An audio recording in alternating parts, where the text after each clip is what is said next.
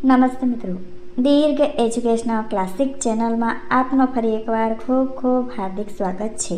મિત્રો, આજે આપણે શ્રી ઝવેરચંદ મેઘાણીની સરસ મજાની વાર્તા સંત દેવીદાસજીની જોઈશું. તો ચાલો મિત્રો વિડીયો શરૂ કરીએ.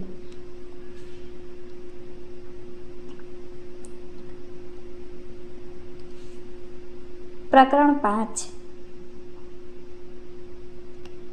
ગિરનારના શિખરો પરથી સંધ્યાની લીલા ઉતરી જઈને આથમતા કાળની આસમાની ક્યારે છવાઈ જાય છે તેની જાણ પડતી નથી.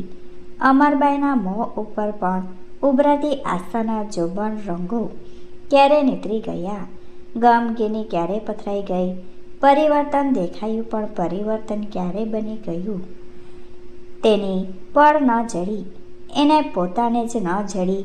કેટલાક પલટાઓને લાંબા સમય લાગે છે. કેરીની રંગ બદલીને માટે ઋતુઓ રાહ જોઈ ખતમ થાય છે, પણ બધા જ પલટા એટલો સમય નથી લેતા. ભાદરવા માસનો પ્રાણ ઘડી તપે છે, ઘડી ભીંજાય છે. તમે કોણ છો બેન, ક્યાંના છો, બહાર ચાલો. દેવીદાસનો અચંબો ઊંડો ગયો. આયર છીએ, મને અહીં થોડી વાર ઊભી રહેવા દેશો. અહીં મારું મન ઠરે છે. આખી દુનિયા ભાગી નીકળી છે, ત્યાં એક માનવીનું મન મારી પાસે આ ગંદકીની ને ભયંકર રોગની વચ્ચે ઠરે છે. દેવીદાસની સન્મુખ એક અકળ સમસ્યા ઊભી થઈ. ભલે દીકરી, બેસો, અહીં આવો આ પરસાળમાં, કહીને એણે અમરબાઈને એક કામળ પાથરીને બેસાડી. સામી ગમણમાં આવડની સાઠીઓને છાંયડે કવલીનાની ગાય બાંધી હતી. ગાય એના 2 મહિનાના વાછરડાના શરીરે જીભથી ચાટીને ચડ કરતી હતી. દેવીદાસ ઠીકરાનું રામપાત્ર લઈને ગાય પાસે ગયા. પૂછ્યું, માતાજી, મહેમાન છે, 2 શેડિયા પાડી લઉં? ગાયે દેવીદાસનો હાથ ચાટ્યો. 8-10 શેડીઓ પાડતા તો રામપાત્ર છલકાઈ ઉઠ્યું. દેવીદાસે જઈને એ પાત્ર અમરબાઈ પાસે ધર્યું. ઘેનુના આંચળો હજુ ટપકતા હતા. માટી પાત્રમાં દૂધ હસતું હતું. દેવીદાસનો ચહેરો પ્રસન્નતાથી છલકાતો હતો. અમરબાઈ એ ઠેર ઠેર નિર્મળતા છલકતી દેખી. એણે રામપાત્ર પી લીધું. તમારી સાથે કોણ છે? દેવીદાસે પૂછ્યું. અમરબાઈએ જવાબ ન દીધો. એ જુદી ચેષ્ટાઓમાં પડી હતી. એ પોતાના કાંઠામાંથી સોને મળેલી ચૂડલીઓ ઉતરવા લાગી હતી. થોડી વાર થઈ ત્યાં એની સન્મુખ ચૂડલીઓની કાનની વાડીઓ તથા કાનની ચૂકની, કપાળ પરથી સોનાની પાંદડીઓની ને પગના અણવટ વીછ્યાની ઢગલીઓ થઈ ગઈ. બોન, દેવીદાસ ઊંધું સમજ્યા હતા. આ જગ્યામાં એવું દાન અમે નથી લેતા, નાહક ન ઉતારું, અને કોઈને વરદાન વેચતા નથી. આશીર્વાદ તો મારા જ છે જ. બેટા કે પુત્રની જનેતા થા. હું તારા દુઃખની વાત ઉકેલી શકતો નથી, પણ દુનિયા ઝંખે છે તેમ તું એ ઝંખતી હઈશ. અમરબાઈના મોં ઉપર શરમ અને આત્મધિક્કારનું રુધિર દમ પછાડ કરતું હતું. ધીરે ધીરે એના નેત્રોમાંથી પાણી તબક્યા. દેવીદાસ ઉઠ્યા. દિવાલની ખેટી પર એક તારો લટકતો હતો. પિતા પુત્રને લે તે રીતે એક તારને ખોળામાં બેસાડી દેવીદાસે બીજા હાથમાં મંજીરા વીંટાળ્યા. ઘેરા અને ગંભીર સ્વરે એણે ભજન ઉપાડ્યું. ગોદન હાલ્યા જાય, આ 9 લખ તારા સૂરજ ઘેરા. ગોદન હાલ્યા જાય, એકલ ધરતી ઊભી ભાંભરે, વાછરડા ખવાય. શૂનમાં ધરતી શોધ કરે રે, વાછરડા ખવાય. પ્રથમીના વાછરડા ખવાય, માતાના બાળકડા ખવાય. ઉઠે ગોવાલા નંદ દુલારા, રજની ખાવા ખાય. કાળી રજનીમાં તમ વીણ કાના, કોણ શોધવા જાય. ધરતીના વાછરડા ખોવાય. શૂનમાં લીલી એક ડાળખોનો લોભી, બેખડ ચડી ઊભું બાળ. ઉતરી ન શકે, પગલું ન કરી, હેઠળ જળ ભેકાર. ઉઠો હો ધરતીના મતવાલા. શૂનમાં અમરબાઈએ એક ધ્યાને સાંભળી રહી. એને લાગ્યું કે જાણે પોતે જ પૃથ્વી માતાનું ભૂલું પડેલું વાછરડું છે. પોતે જ કોઈ વિકટ ભેખડ ઉપર ચડીને નીચે ઉતરનાર રસ્તા વગર ઊભેલ છે. એનું અંતઃકરણ પણ કોઈ ગોપાલનું આરાધન કરે છે. એવામાં આ બેઠી એ તો અહીં એકાએક બોલ સંભળાયો. 6-8 જણા અંદર ઘસી આવ્યા. મોખરે સાસુ હતા, પછવાડે એક જુવાન હતો, બીજા 6 હથિયારબંધ સાથીઓ હતા. સહુ અમરબાઈના દીદર દેખી ચમકી ઉઠ્યા. દેહ પરના દાગીનાની ઢગલીઓ થઈ ગઈ હતી. ચૂંદડી માથા પરથી ને ખભા પરથી ક્યારે સરી ગઈ તેનું અમરબાઈને ભાન નહોતું. આવે માં, તમે હતા માં?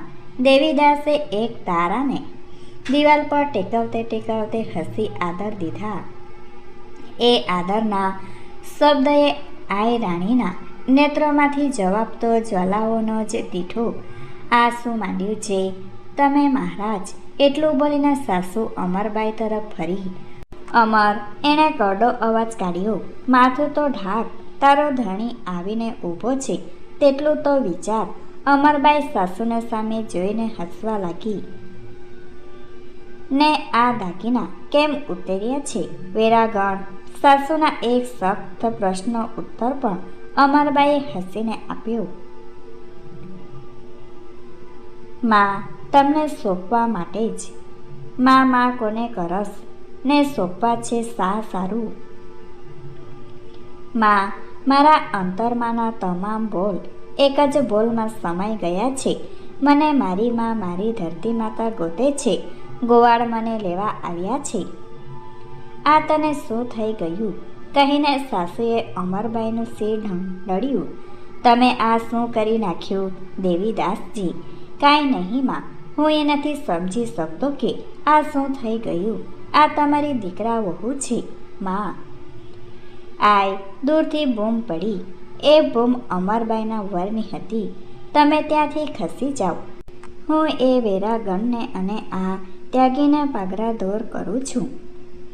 અમરબાઈએ આવા વચનો ઉચ્ચારનારની સામે મીઠ માંડી. એણે કહ્યું, આવા રૂડા મોડાના એવા બોલના સામે આયર ને મારો વાગ તો એટલો બધો વળી ગયો કે હવે હું પાદરી નહીં થઈ શકું.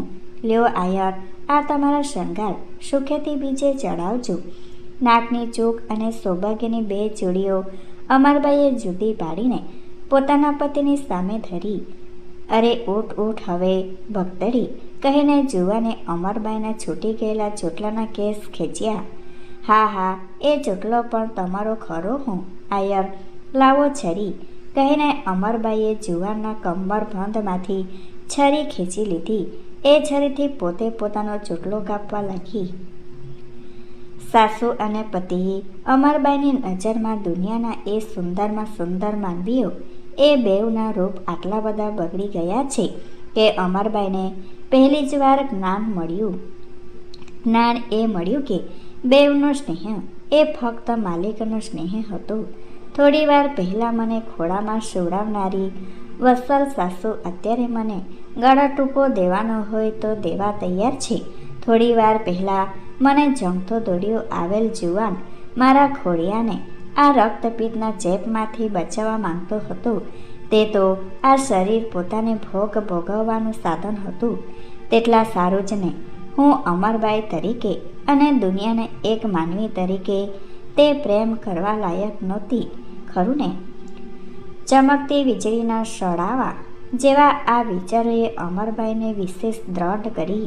એણે પોતાની ચૂંદડી ખેંચવા માંડી. જાત, બસ થયું જાત, કહેતા આ નફટાઈ ન જોઈ શકાયાથી મા અને પુત્ર મોઢું ફેરવી ગયા. પુત્રે કહ્યું, માં ભલે રહી એ આ બાવાને, હવે તો એ ઉતરેલ ધાનનું હાડલું છે. વેગીલે પગલે એ જગ્યાની બહાર નીકળી ગયો. સાસુ પણ તમને મોય સમજું છું એટલા બોલ બોલી છાતી પર 3 વાર હાય એ શબ્દ હાથ પટકતી બહાર નીકળી ગઈ. થોડી વાર પછી જગ્યાના ઝાડની ઘટામાં લખડખોટ પક્ષીના કટકાટ સિવાય બીજો કોઈ બોલાશ નહોતો રહ્યો. દેવીદાસ હજુ પીમાસણમાં મગ્ન હતા. અમરબાઈ હજુ એને એ હાલમાં બેઠી હતી. દેવીદાસે એક જ વચને કહ્યું, માં આ તે શું કર્યું?